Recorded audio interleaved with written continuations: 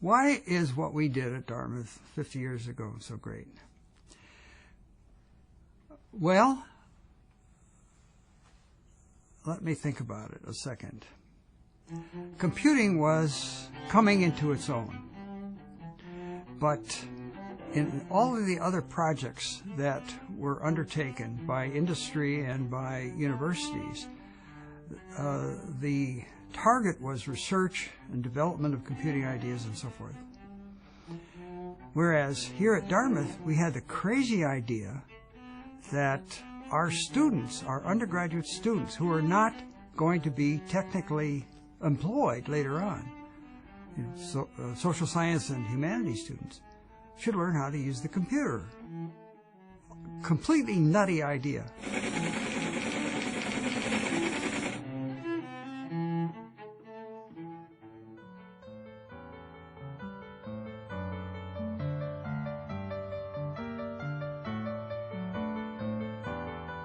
So it's around 1952 or 53. Don Morrison, who was Dean of the Faculty at Dartmouth under Johnson and Dickey, was worried about the math department at the time. It contained more than the usual number of professors that were just about ready to retire, and they were all the old school of mathematics. Don Morrison happened to know Al Tucker at the math department in Princeton. And so he called Al Tucker, and Al Tucker says, "I think I know the guy you need." John Kemeny was born in Hungary before the Second World War. He was a Jew, lived in Budapest. His father happened to be in the export-import business and had connections outside of the country. So when the dark clouds over Europe began to form, John's father saw the handwriting on the wall and got the family out of Hungary. Their possessions didn't make it. It was that close. So he spoke essentially no English because of his grades, gets put into a sophomore of a huge, not very good school, and 3 years later at 16 is valedictorian. Over the next 10 years, he goes from being an undergraduate to being a professor at Princeton, including his time at Los Alamos, including working with Einstein, and manages to do his Army service in the middle of all this, gets his thesis completed at age 23. I mean, an outrageously accelerated time, extraordinarily rich period of his life. And Don Morrison said, "What I want to do is to bring you to Dartmouth and give you a completely free hand to rebuild the math department." My father is pretty sure that Einstein and von Neumann recommended him to Don. So he arrives on the Dartmouth campus in 1954. And so we have derived the mean value theorem of the integral calculus. B.H. Brown was an old roly-poly guy, been around at Dartmouth a long time. He's alleged to have rolled his eyes like this and said, "Things are going to be different around here." And Lord knows they were.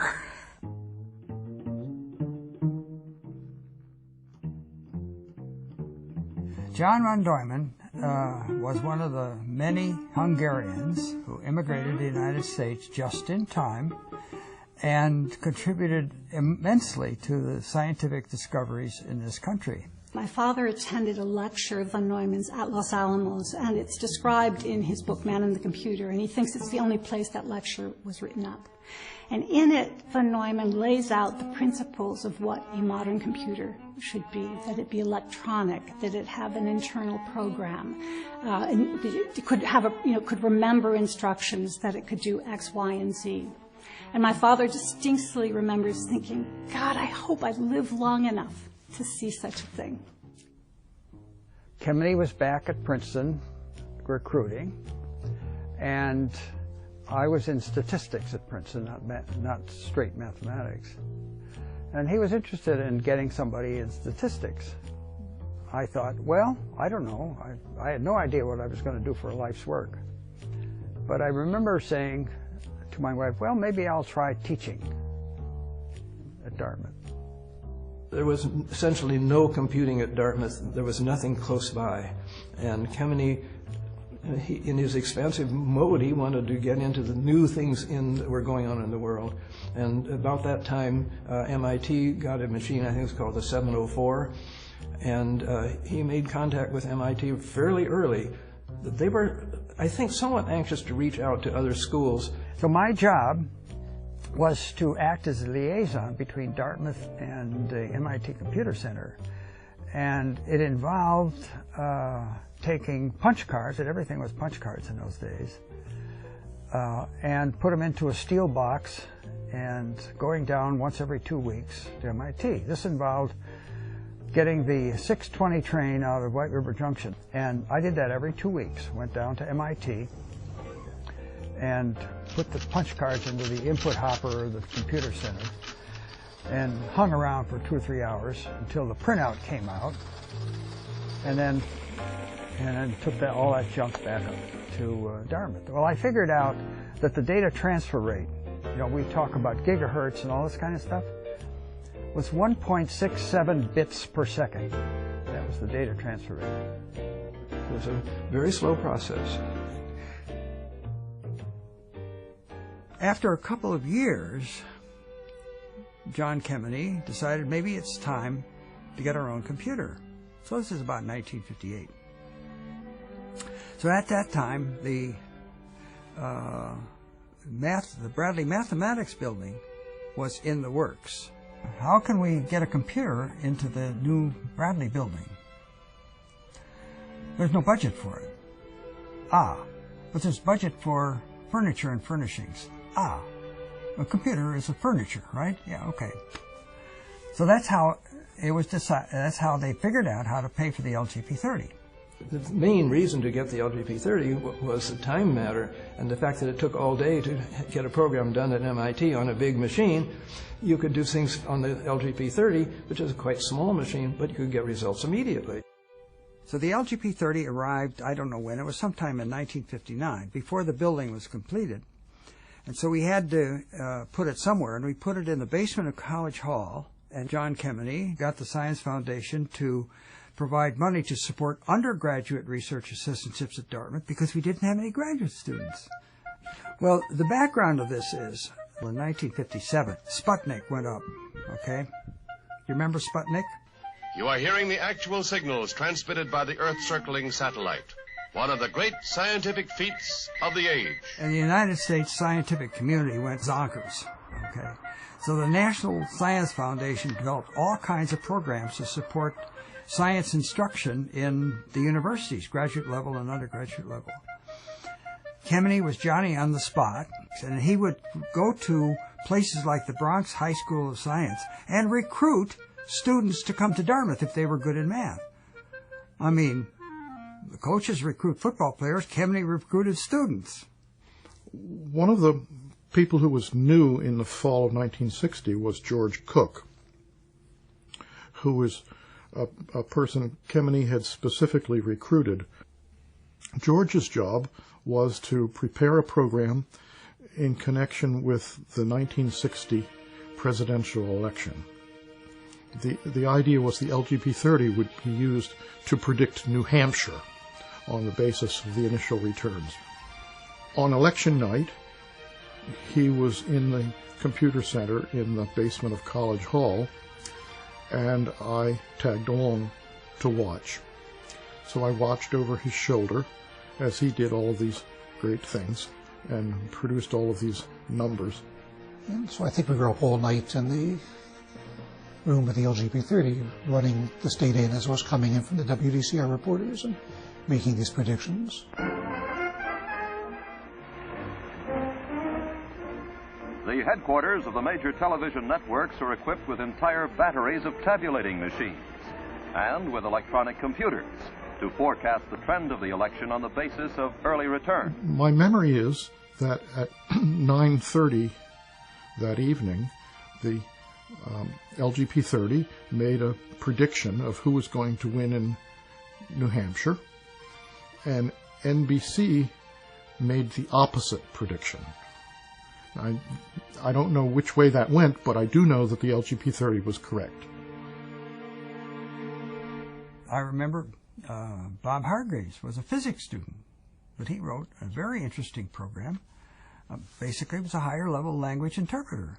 DART was an attempt, and it was a successful attempt, to put together a language not quite as good as Fortran, but a simple enough language that one could do arithmetic, like A equals B plus C divided by 7, or have a square root or something of that sort. And I put together an idea for that kind of a language and actually wrote a whole compiler for the LGP30. And I remember going to a couple of meetings for the Royal McBee LGP30 Users Conference and that sort of thing, and they were all sort of surprised that you could do things like that on the little machine that they had used as one step up from the tabulators in order to calculate insurance premiums and things like that.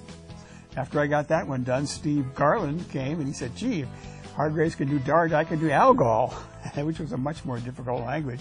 And he did indeed make ALGOL run on the LGP30.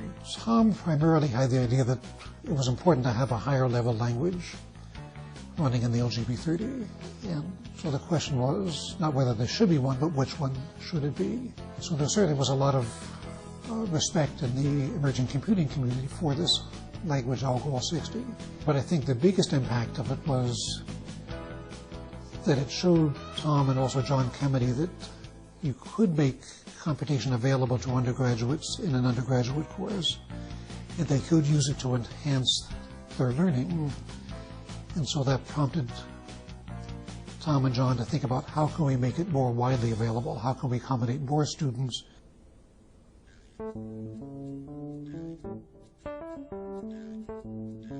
At one point, I can remember being down at MIT. I was still going down to MIT once in a while. John McCarthy, famous in artificial intelligence, had been at Dartmouth and went to MIT because they had better computing facilities at the time that he went. And he said, you guys should do time sharing. Okay. You know, what was time sharing? So time sharing was an idea. Instead of running one job to completion and then putting the next job in, was a way of running one job for 1 second and then doing something so that the next job can get in, running it for 1 second, and the next job, the third job for 1 second. Shoot, shoot, shoot, shoot, shoot, shoot. In this way, if you had a small job, you could get the results quickly. And if you had a big job, you had to wait, just as in the old days. Well, all we had was the LGP30 at the time. We can't do time sharing in the LGP30. It's just too small a machine, and the input-output is just too difficult. So I came back to Dartmouth, and I talked to John Kennedy, and I said, John McCarthy thinks we ought to do time sharing. And so Kennedy said, okay. At some point, the notion was raised that Tom and I would go to Phoenix to, well, as I understood it, try to talk GE into giving us a free computer. I didn't know how the trip to Phoenix was supposed to result in a computer being handed over to Dartmouth, but the airplane ride was long, and I had a lot of chance to talk to Tom Curtis. I think as I reconstruct matters, it must be that on the airplane I jotted down something in the way of a block diagram, how this might work. GE couldn't have cared less of how we were going to do it. We were treated as customers. So that was kind of an experiment that led nowhere. We decided to do the right thing and invite other companies to submit proposals. And the companies were IBM, General Electric, of course, National Cash, Bendix, and Burroughs, I believe.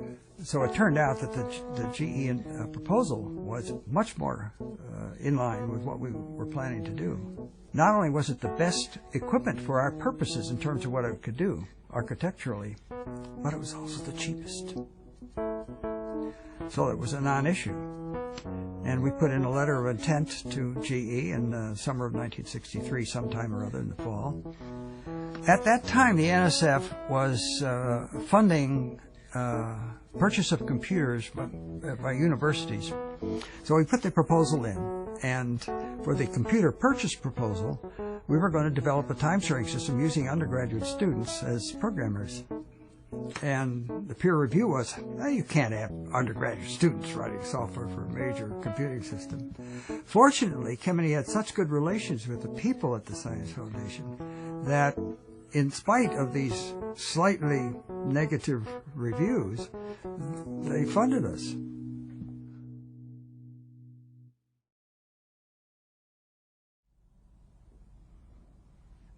The whole project was governed by the idea of introducing computing to everybody on the Dartmouth campus, or nearly everybody. To that end, what we had to do was to make a computer system that was easy to use for everybody, easy to use. And of course that meant time sharing. We also had to invent a computer programming language that was also easy to learn and easy to use. And that, of course, was BASIC. I expected, and I think others expected, that ALGOL 30 would become the language used at Dartmouth. But this turned out not to be the case. Kemeny didn't like ALGOL. And I know I looked at two of the languages that were around at the time and with the idea of making simplified subsets of those languages that could be used for our project. And I couldn't do it, because if you made them simpler, it was a different language. So at an early stage there, Kemeny was thinking in a different direction. I quickly came to the decision that Kemeny was right, we needed a new language. John was coming at it from the standpoint of somebody intensely interested in undergraduate education. And his skill was simplifying things so that it could be understood by ordinary people. And this is from a different context, but I remember a talk he gave later on when I was on the faculty at Dartmouth. The topic of the Alumni College that summer was, "Where have all the heroes gone?" John gave a 1-hour lecture on his hero, Albert Einstein. I put an outline of my lecture on the blackboard for you, in case you're taking notes. Those are the 5 parts of my lecture.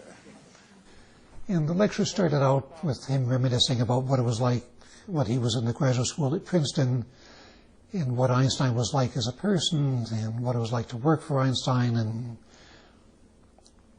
weaving in things about his days at Los Alamos and stuff like that. And then he started to say, well, Einstein, of course, is noted for the theory of relativity. Of course, everybody knows the equation E equals mc squared. And this was getting to be about halfway through the hour lecture. And he started doing a little bit more, saying, well, let's look at this a little more carefully. Where did he come up with an idea like this from? In about 40 minutes into the hour lecture, I get this sinking feeling in the pit of my stomach that John is about set to try to prove E equals mc squared to a group of Dartmouth alumni who know no mathematics. And lo and behold, he pulls it off. He somehow isolated out the essential parts of it and put it in a language that people could understand. You came out of there thinking that you could have proved it yourself.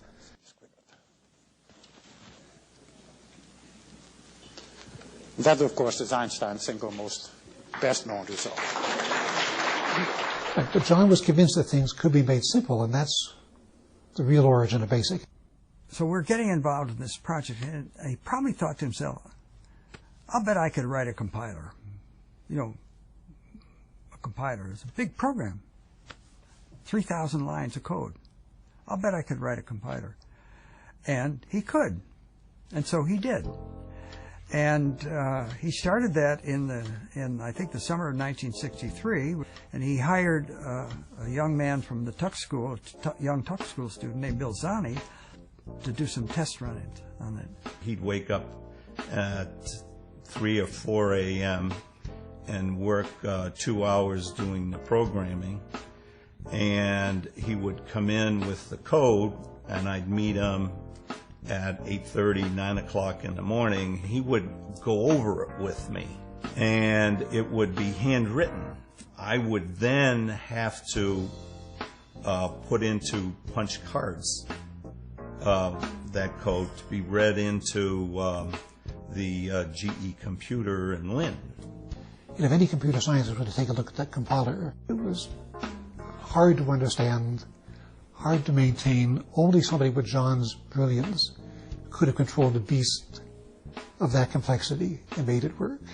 During that summer, we got a lot of it working, but there was still a lot of problems with it.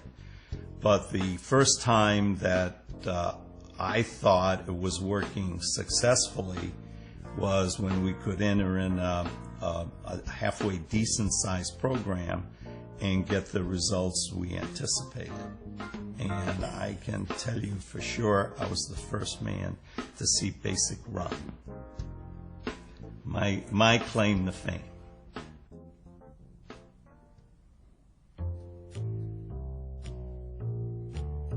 I had a scholarship, but as part of the scholarship was a scholarship where you had to do something useful to the college during the academic year. So my freshman year, I ended up working in the library, the math library, which meant sitting behind a desk and doing nothing. So it wasn't bad, but it wasn't very interesting. And so the next year, again, I can't remember what the list was of things that I could choose, but one of them was, you could work on this computer project, which caused me to ask, what's a computer? There was a meeting. Mike Bush was there, John McGeehee was there, I was there, and Tom handed out manuals for the DataNet 30. So we had each had to write some actual code as part of the exam to see how well we did.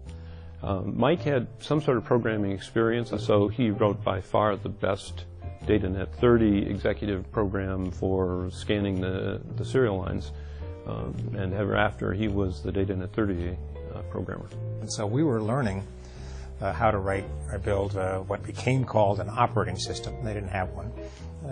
I don't think anybody had one at that point. So that was what building the Dartmouth time-sharing system meant. Some of my earliest memories of the project are Tom Kurtz had a couple of memos. Memo number 0 was a memo on memos. And then memo number 1 was procedures for the time-sharing system, in which he laid out a lot of the principles, including wherever there was a choice between simplicity and another approach, take the simple approach. The computer arrived I think it was in February of 1964, and the two students who were writing the operating systems for the computers, Mike Bush and John McGeehee, had a real computer to work with.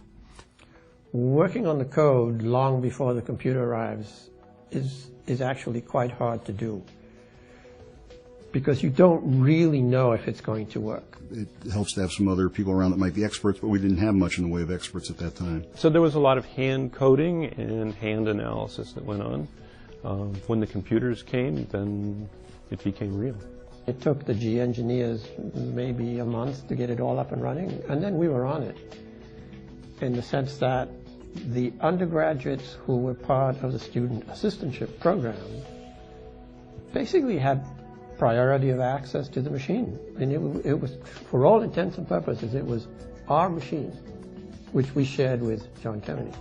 I remember in the basement of College Hall handing Professor Kemeny a card deck, my BASIC program, he running it through the card reader at the console of the GE 225, and then together we would go over to look at the printer, him hoping that his BASIC compiler did the right thing, me hoping that my BASIC program did the right, calculation, and it was a glorious experience. The whole time-sharing system revolved around the DataNet 30 and the G235 sort of talking to each other on a very frequent basis. They weren't really built to do what we had in mind. There was nothing built to do what we had in mind. I spent an extraordinary number of hours at College Hall trying to make things work. At the time, we didn't know that this was supposed to be impossible. We didn't know I didn't know how revolutionary this was going to be. Kemeny and Kurtz clearly had, some vision, but I, as a freshman and then sophomore, was just, this is fun. May 1st, of course, is a signal date in all of this. John McGeehee and Mike Bush were working on the operating system for the GE hardware, which involved the operating system for two separate computers and a storage device which was accessed by both of them. It was quite a complicated thing that it had to do. And the BASIC compiler had already been written by John Kemeny and was part of this mix. But John McGay and Mike Bush didn't have to work with that. They just had to use it. So on May 1st, overnight, they were working all night. And we say 4 a.m. in the morning. We don't know really what it was. That's a wild guess. What happened was they got the operating system to work, running a simple BASIC program on separate teletype machines at the same time. So we call it the birth of BASIC, but it would be just as legitimate to say it's the birth of DTSS, the Dartmouth Time-Sharing System. What really happened on May 1st was a clear proof of concept, a clear demonstration that all the work that had gone into the thinking about whether or not one could actually share a machine among several people, the thinking about whether this simple language would work, all of that was proved correct. And then from then on, it was merely a matter of improving it, expanding it, making it reliable.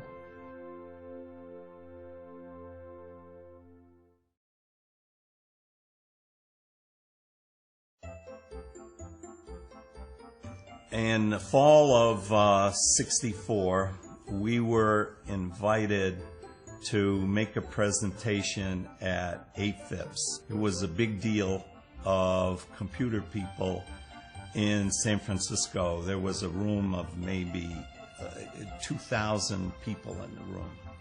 We hooked up the acoustic coupler on with the handset, and we linked the Model 33 teletype to Hanover. We got the dial tone, and all of this was videotaped on the screen for the audience. And we were entering programs in it, and lo and behold, out comes the answers and shown on the screen. And everybody went bananas on this simple, basic language being compiled and run in San Francisco over ordinary telephone lines in the computers in College Hall in Hanover. And we were bombarded with questions of what it was. And that's the first time I really got to see the impact of what the Dartmouth time-sharing had. We had taken a fairly expensive computer that could only be used by one person at a time and converted it into something where it wasn't just 30 users who could use it, it was 30 undergraduate students using this computer simultaneously, writing programs, getting answers quickly. It was a combination of immediacy and simplicity that had not previously existed. I know Kemeny was pushing everybody to, in their beginning math classes to do something with a computer. Will be the solution of a quintic or fifth-degree equation. This is particularly interesting because if this had been built on a language like ALGOL or Fortran, instead of teaching students in 2 or 3 hours how to use BASIC, one would have spent easily a full week trying to have them understand ALGOL and Fortran, and a lot of students would have just lost interest. Writing this program in BASIC is your next assignment. So this was the first, to my understanding, large-scale effort in undergraduate education for computing. Today, approximately 85% of all Dartmouth undergraduates make use of the computer. Students in more than 100 courses, ranging from the sciences and mathematics to economics, education, and psychology, to languages and sociology, make direct use of the system in completing course assignments. So we had many different faculty members in many departments who were doing more and more. Instructor Waite is also using the computer in the study of Latin poetry and prose style, as well as preparing elementary exercises in beginning Latin. I would say that it was certainly a revolution for people that were involved in it, because people could actually get things done. People would come up with their own idea. Hey, I have a computer, and I have a right to use that computer, and I can use it for anything I want, and they would. Very quickly, after the Dartmouth time-sharing system became available, people were making games. That's it was a leading sign of what was going to happen. Kemeny wrote a program that emulated football that would run on the computer. It was very popular with the students because you could sit there and call the plays. You could pick simple run, tricky run, short pass, long pass, punt.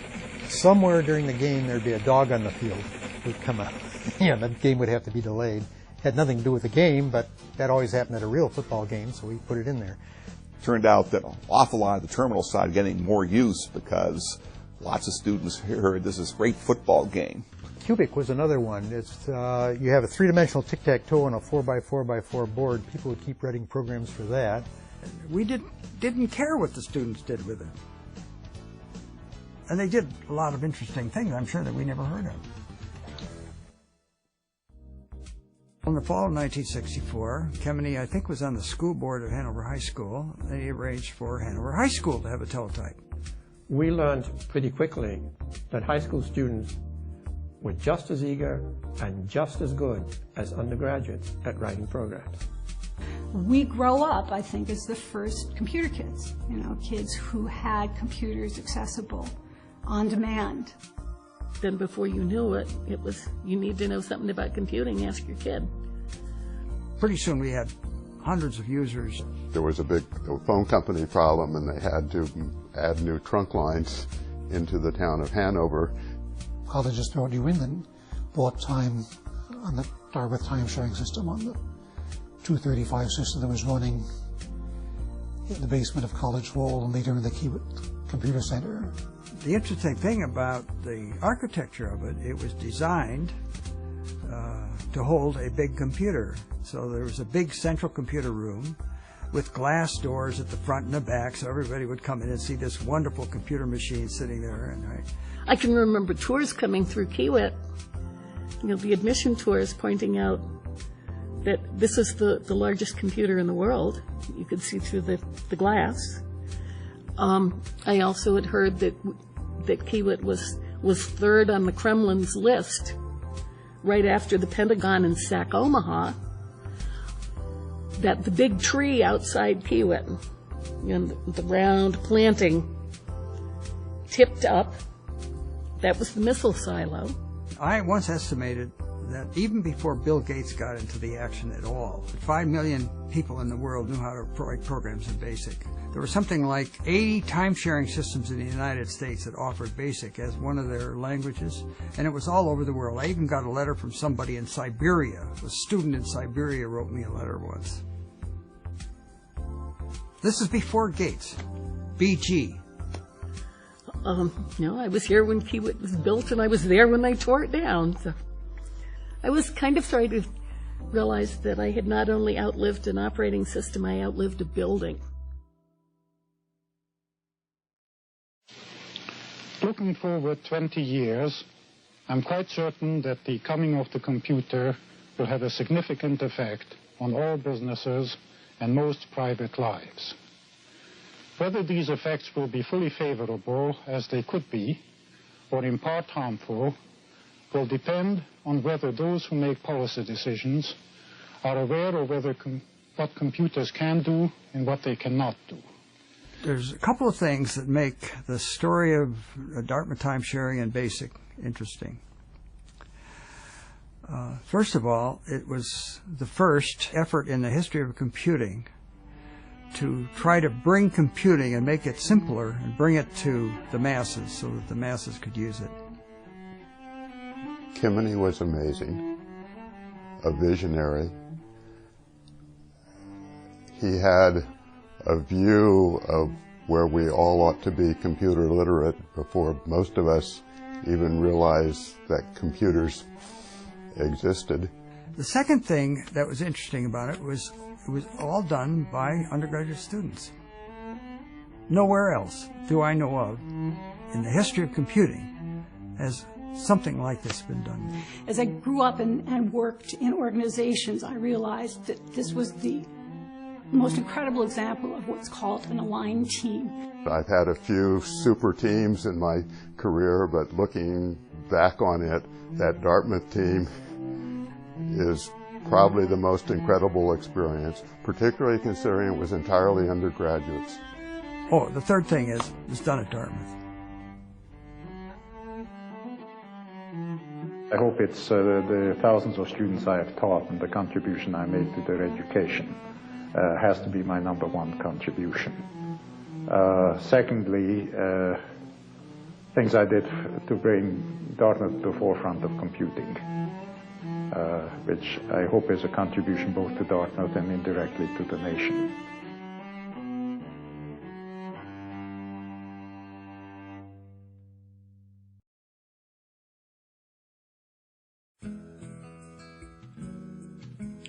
Kemeny was very helpful to me in my last year at Dartmouth. I took a course from him. The night before the final exam, I found out by telephoning my mother that my father had died that day. Kemeny